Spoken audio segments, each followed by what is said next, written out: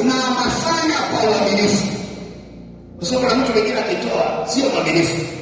Akitoa leo, kesho ajana anatoa anarudi, anatoa anarudi. Hii nasema mtu yeyote mwenye kusita hastahili katika ufalme. Kwa mtu anaenda akatoa na asione matokeo, sababu atakapotoa hana ile moyo wa kuachilia ya kwamba najitoa, kwamba hiki sio mali yangu, hiki hapa sio cha kwangu, hiki ni cha Bwana. Anaweka agano ya kwamba kuanzia leo, Biblia inasema Yakobo wakati anatoka na mkimbia ndugu yake Esau, anaenda kwa mjomba wake Labani. Alipofika njiani, Biblia inasema akamwomba Bwana, akasema Mungu kinifanikisha kule na kwenda, kila utakachonipa nikakutolea sehemu ya nini? Ya 10 manake zako. Kwa Yakobo akaingia kwenye agano. Ikiwa Yakobo angepata kama ni ng'ombe, kama ni mbuzi, kama ni kondoo, na akasahau agano aliyoweka na Mungu wake, maana yake angepigwa. Usishangae angepigwa, kwa sababu anavunja nini? Agano. Kwa mtu anapoweka agano na kumtolea Mungu, ni lazima ile agano alishike. Ndio maana magano yetu tunayatupa, alafu baadaye tunaanza kumsingizia Mungu. Anasema Mungu ni kama asikii, ninatoa lakini na baadaye narudi nyuma. Je, unatoaje? Uliweka agano na Mungu na ile agano ilishika, unatembea kwenye hilo agano. Je, agano lile ambalo ulifanya na Mungu ndio unalishika? Au ukikutana na changamoto agano unalitupa, ukikutana na mahitaji agano unaliacha? Ni afadhali ukatimiza agano alafu karudi kwa Mungu ukamwambia Mungu, nimetimiza agano lako, naomba ushughulikie habari ya mambo yangu ambayo yako mbele yao. Timiza agano. Jeni nenda mbele za Mungu, mwambie Mungu, uliniambia nitimize agano, uliniambia nitoe na nimetoa kwa uaminifu, niko mahali hapa nataka nivuke. Alafu Mungu anamwambia naomba univushe katika hili eneo. Sasa kama kutimiza agano, ukienda kwa Mungu sauti na kuambia unakujaje wakati agano hujatimiza? Alafu na Mungu naacha na ujasiri wa kuomba unaisha, unaendelea kuumia na kuugua moyoni.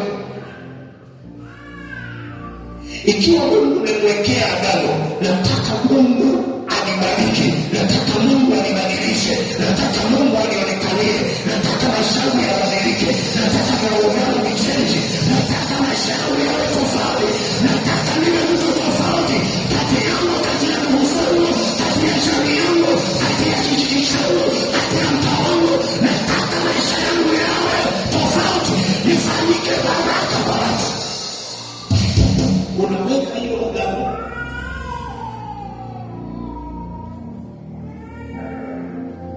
Watu wengi wanajua nataka nitoe wakati ambao sina shida, wakati ambao sina shida, mahitaji yote nimemaliza, ada zote nimetoa, leo natakiwa nitoe. Haleluya. Mtu mwingine akifika wakati ule mwezi wa kwanza ambao wa ada ule ndio wakati ambao watu wanaacha kutoa, hata kama ilikuwa miaka 5 na fungu la 10. Mwezi wa kwanza wengine hawatoi. Sema napambana nikatoe.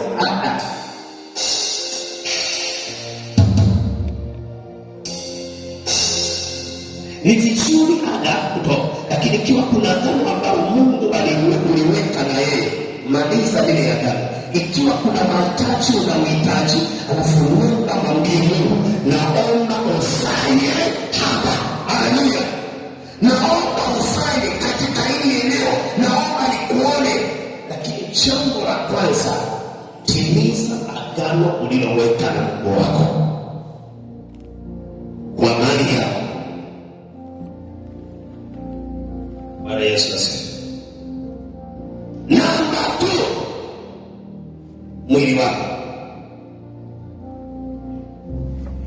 Nimesema wachawi wanatoa sadaka ya vitu, wanatoa sadaka ya vitu, anaweza akatoa mtu, anaweza akatoa mnyama kama sacrifice, na anatafuta nguvu zaidi za uchawi kwenye kazi yake ya uchawi.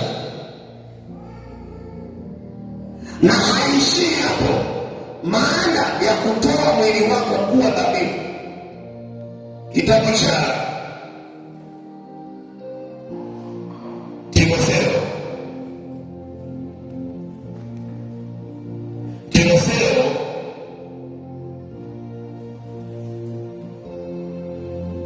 kitabu cha Timotheo wa kwanza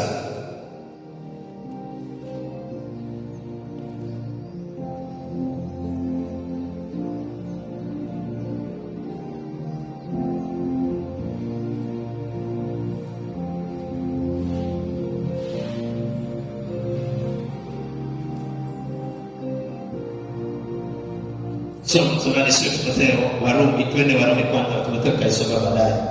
Timotheo amini,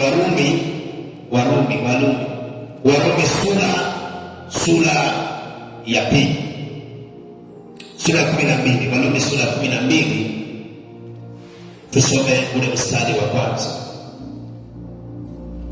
Warumi sura ya 12 anasema, basi ndugu zangu, nawasihi kwa huruma zake Mungu, itoeni miili yenu iwe dhabihu iliyo hai, takatifu, ya kumpendeza Mungu, ndiyo ibada yenu yenye maana. Wala msifuatishe namna ya dunia hii, bali mgeuzwe kwa kufanya upya nia zenu, mpate kujua hakika mapenzi ya Mungu yaliyo mema, ya kumpendeza na ukamilifu.